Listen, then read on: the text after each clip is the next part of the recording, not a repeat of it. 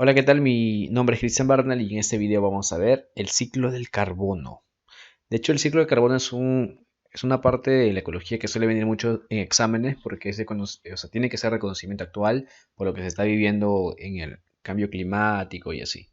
Mira, lo que te quiero explicar justamente es que la materia, o al menos los elementos entre ellos, se tienen que recircular, siguen un flujo netamente circular. Entonces, entender el ciclo de carbono es entender cómo el carbono pasa de un lado a otro. ¿Para qué? Para entender su dinámica, ¿no? Mira, ahí te va. Cuando hablamos del ciclo de carbono, hay que entender que el ciclo del carbono en sí contempla dos grandes ciclos. Sí, aunque parezca así, ¿no? Como fuera de sí. Me explico. Cuando el carbono está en el ambiente, de hecho hay que recordar que el carbono solamente está en una mínima proporción en el ambiente, pero esa mínima cantidad en el ambiente genera muchos cambios. ¿Por qué? Porque el carbono está básicamente concentrado en 440 ppm en la atmósfera, pero este carbono, o esto, ese CO2, ¿qué cosa hace? Retiene calor y por eso esa concentración es considerable en realidad. Pero bueno, ya, mira, cuando se va a fijar el carbono a través de la fotosíntesis en la fase oscura, este carbono se puede convertir en ¿qué? En glucosa. Claro, se usa Rubisco, ciclo de Calvin, 6 vueltas y todo lo demás, ¿sí o no? Entonces, esta glucosa en la planta no se queda como glucosa, no, sino más bien que la glucosa puede convertirse en ¿qué? En almidón o celulosa. De ese modo, la glucosa, ayuda al crecimiento de la planta, ya sea como reserva como parte de su estructura. La biomasa empieza a aumentar en los productores. ¿Qué es la biomasa? La cantidad de materia orgánica que encuentras en un ecosistema. Entonces, a medida que se fije más carbono, el contenido de materia orgánica aumenta. Aumenta considerablemente. Pero hay un detalle. Así como se gana carbonos, en la fijación del carbono también se puede liberar CO2. ¿Cómo se libera CO2? Claro, mira, cuando el productor es consumido por un herbívoro, este herbívoro empieza ¿qué? A degradar el almidón, la celulosa y así. A medida que pase por la cadena trófica, el almidón y la celulosa empieza a descomponerse hasta CO2 y otros componentes. Entonces se devuelve el CO2 de ese modo. De hecho, si te has fijado bien, esto da una vuelta así, ¿sí o no? Pero mira, la misma planta igual puede usar glucosa para formar CO2. Recuerda que las plantas también tienen mitocondrias. Entonces, en ese sentido, bioquímicamente hablando, hay una recirculación de qué? De CO2 o de carbono, mejor dicho, ¿sí o no? Ya sea que se fije en unos ciertos niveles y en otros niveles se libera el CO2, producto del metabolismo catabólico de quienes, de los consumidores. Pero bueno, en sí, si te has dado cuenta, acá hay una especie de ciclo. ¿Cómo se llama este ciclo? Ciclo bioquímico del carbono. Escucha bien, ¿ah? Ciclo bioquímico del carbono, donde a partir de procesos netamente bioquímicos, el carbono empieza a pasar al nivel de cadena trófica a lo largo de los seres vivos de un ecosistema. Pero mira, yo quiero que recuerdes algo. Quiero que trabajemos bajo esta premisa. Y por favor, esto de aquí es muy importante, ¿por qué? Porque nos permite entender el otro ciclo de carbono, mejor dicho, el ciclo ya más biogeoquímico, o sea, cuando vamos a ver formación de rocas y disolución de estas. Me explico. Una roca, una roca está compuesta por minerales. Mira, esta roca está compuesta por minerales. Esos minerales pueden ser silicatados, fosfatados, incluso pueden estar carbonatados. Las rocas carbonatadas, o si quieres, las rocas calcáreas, tienen una alta composición de ¿qué? De carbono. ¿Me entiendes? Este carbono, al estar en esa roca y esta roca, al poder disolverse en agua, lógicamente que es una fuente de carbonos. Mira, lógicamente cuando uno piensa, ¿no? En una roca, piensa en algo muy duro y así. Pero te comento que las rocas, en realidad, esto sí se pueden desgranar y disolver en agua. ¿Por qué? Porque cuando uno se pone a meditar al respecto, la química que sufrirían geológicamente hablando sería ciertamente muy, pero muy lenta, pero sí es posible. Entonces, en ese sentido, las rocas pueden dar ciertos elementos y entre ellos el carbono. Las rocas carbonatadas, lógicamente, darán esto carbono en mucho tiempo. Y también viceversa. Para que se formen rocas carbonatadas se ha requerido netamente fijar carbono. Pero este carbono, ¿dónde se fijó o cómo llegó a formar dicha roca? Los procesos ciertamente son difíciles, para ser honesto, pero creo que con una explicación base y un fundamento teórico sólido se puede entender. Me explico. Al inicio de este video te dije que el CO2 estaba en el aire, ¿sí o no? Y piensa en el aire. Pensemos un poco en el aire. El aire tiene oxígeno, tiene CO2, tiene nitrógeno y así. Contaminantes y así. Pero quiero que pienses en algo. Así como los seres vivos están en contacto con el aire, otros factores abióticos también están en contacto con el aire. Me explico. Yo quiero que ahorita pienses en una botella de cloro. A ver, así nomás, al toque.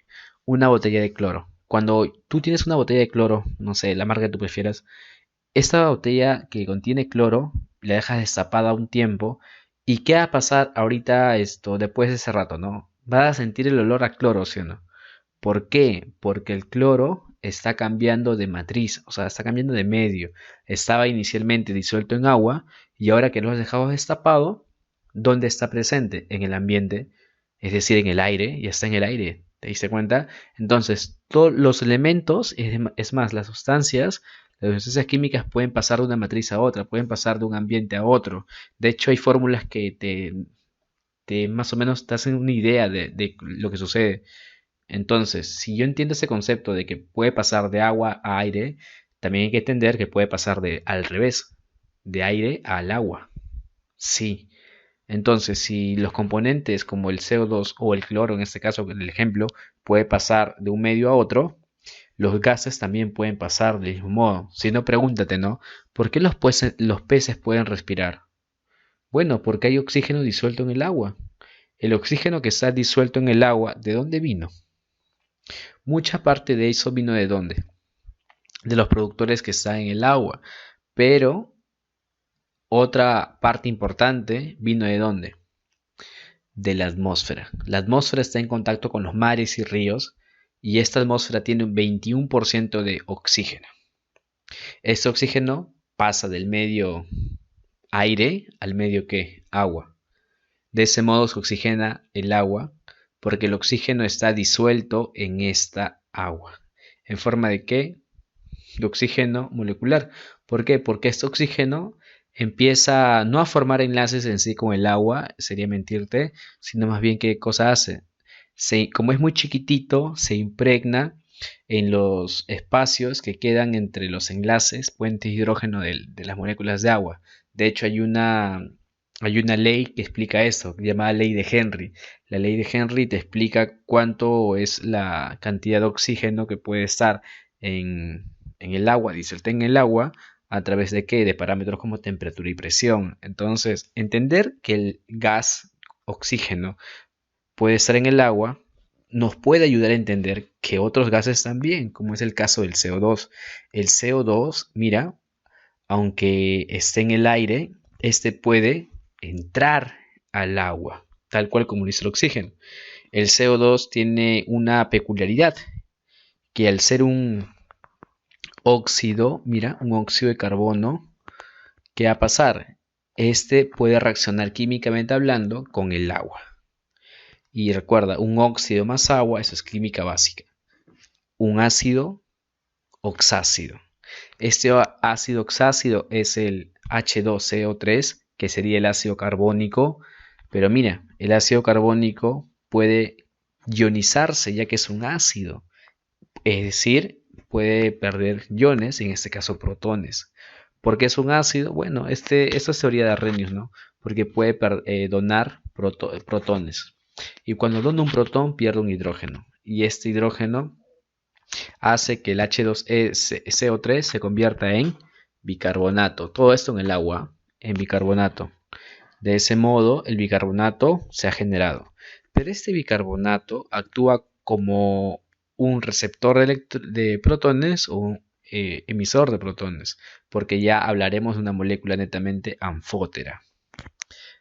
Y cuando este de aquí genere genere otra sustancia como el carbonato es porque actuó como un ácido.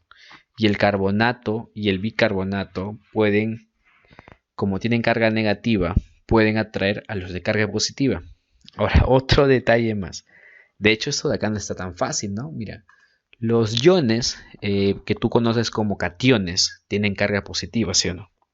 Y pueden estar disueltas en agua porque son polares. ¿No ves que hay un polo positivo? Hay una carga positiva. Entonces, iones como el calcio, el sodio, son iones que pueden estar disueltos en agua. Los aniones también pueden estar disueltos en agua. Obviamente el bicarbonato es un anión, entonces está disuelto en agua. En el agua entonces se va a favorecer la unión de metales alcalinos y alcalinos térreos. ¿Con quiénes? Con bicarbonato y ¿qué más? Con esta cosa llamada carbonato. Y en base a ello se van a formar sales carbonatadas. Es decir, se va a formar carbonato de calcio y se va a formar carbonato de sodio, si es que es el caso. El carbonato de calcio tiene una peculiaridad. Bueno, en sí todo compuesto químico tiene esta peculiaridad, que tiene un comportamiento químico de acuerdo a la temperatura y al pH. Y esto hace que mucho de esto pueda precipitar. Y al momento de precipitar se empieza a congregar. La congregación de estos, ¿qué cosa genera? La formación de rocas. Esta es una formación de rocas así netamente sedimentarias. De hecho, ya lo vas a entender mejor en un curso de geología, pero bueno. La idea es esa, ¿no? De que a partir de CO2 que está en la atmósfera, esta se puede disolver en agua, puede formar bicarbonatos y esos de acá carbonatos y al fin y al cabo formar rocas. Esos procesos geológicos obviamente demoran y como demoran hablaremos de un ciclo netamente biogeoquímico. ¿Por qué? Porque la idea aquí es que van a formar rocas. Las rocas pueden demorar también en formar netamente CO2 porque se van a disolver con una cinética química muy muy lenta, pero al fin y al cabo va a pasar algún día. Otra forma de conseguir CO2 que no te mencioné ni en esta explicación ni la anterior fue la siguiente, ¿no? Bueno, o es la siguiente. El almidón y celulosa se pueden usar como combustibles fósiles y la combustión, vale la redundancia, de esas de allí pueden formar nuevamente CO2 en un proceso conocido como combustión completa. Y así, ¿no? Esto aquí, de hecho, ya es conocido por ti. Los que vayan a carreras netamente de ciencias lo van a estudiar ya en toda su vida universitaria. Bueno, espero haberte explicado más o menos cómo es este asunto del ciclo de carbono. De hecho, no es tan fácil como parece, ¿no? Hay más cositas por ver. Esto recuerdas, el ciclo bioquímico, y el que es el ciclo biogeoquímico. Demora mucho, demora más o menos poco. Y bueno, nada, espero que te haya gustado y nos vemos.